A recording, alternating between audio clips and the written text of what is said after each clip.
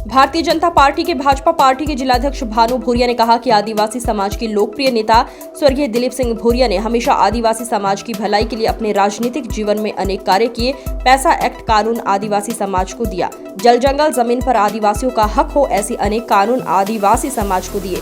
मध्य प्रदेश सरकार के सामान्य प्रशासन ने आदेश जारी किया है कि झाबुआ जिले का शासकीय आदर्श कॉलेज अब स्वर्गीय दिलीप सिंह भूरिया के नाम से जाना जाएगा। झाबुआ से दीपेश प्रजापति की खास रिपोर्ट।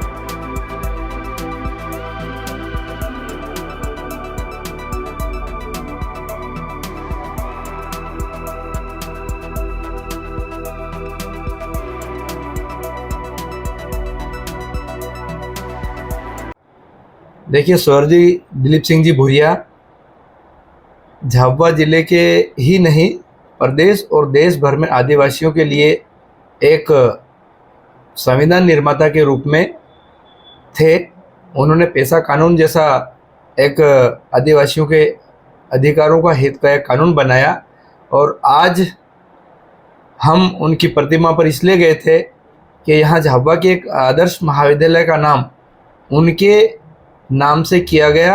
ये क्षेत्र के लिए और आदिवासियों के लिए बड़े गर्व का और खुशी का विषय है कि अब उनके नाम का कॉलेज के भी उनके नाम से कॉलेज भी जाना जाएगा।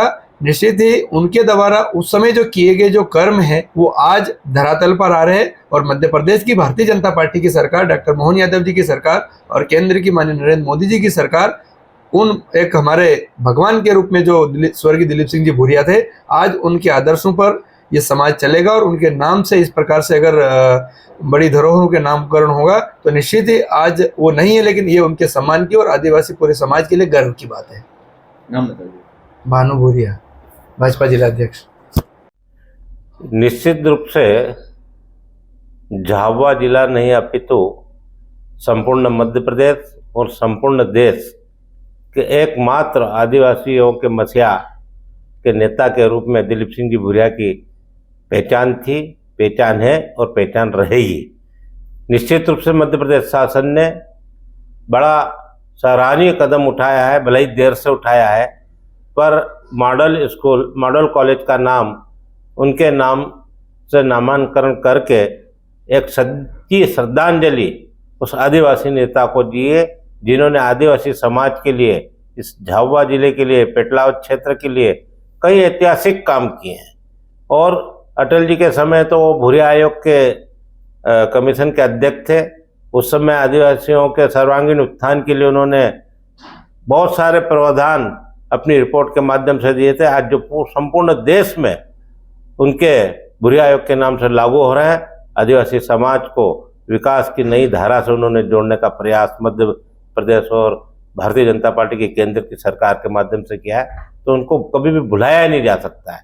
निश्चित रूप से भूरिया की शख्सियत बेदाग छवि की थी, अपने आप में वे एक अलग ढंग के नेता थे और उनका असामयिक निधन हो गया, नहीं तो झाबुआ जिले का विकास जिस तीव्रता से आगे बढ़ता उसकी हम कल्पना नहीं कर सकते। मैं आपके चैनल के माध्यम से मैं उन्हें भावभीनी श्रद्धांजलि देता हूं, उनका पुण्य स्मरण करता हूं और मध्य प्रदेश की जो सरकार है, डॉक्टर मोहन यादव जी की सरकार और उच्च शिक्षा मंत्री आदि को बहुत बहुत उनकी कृतज्ञता व्यक्त करते हुए उन्हें धन्यवाद ज्ञापित करता हूं। जय भूरिया जी। हमारे पेशा कानून के जनक श्री स्वर्गीय श्री दिलीप सिंह भूरिया जी के चरणों में मेरा कोटि कोटि नमन। साथ ही वह हमारे युवाओं के आदर्श भी है। उन्होंने इस जिले, संपूर्ण देश के लिए, आदिवासी समाज के लिए बहुत ही आवश्यक जो कार्य है वो किए और उन्हीं के हमने विगत 10 वर्षों से हम लोग सरकार से निवेदन करते आ रहे थे और सरकार ने भले देर से, लेकिन स्वर्गीय श्री दिलीप सिंह भूरिया जी का जो नामकरण था आदर्श महाविद्यालय वो उनके नाम से किया। यह हमारे लिए बहुत ही हर्ष का विषय है, खासकर युवाओं के लिए एक प्रेरणा भी बनेगा और उनको जन्म जन्मांतर तक जब तक वो रहेंगे, जब तक उनको याद भी करेंगे।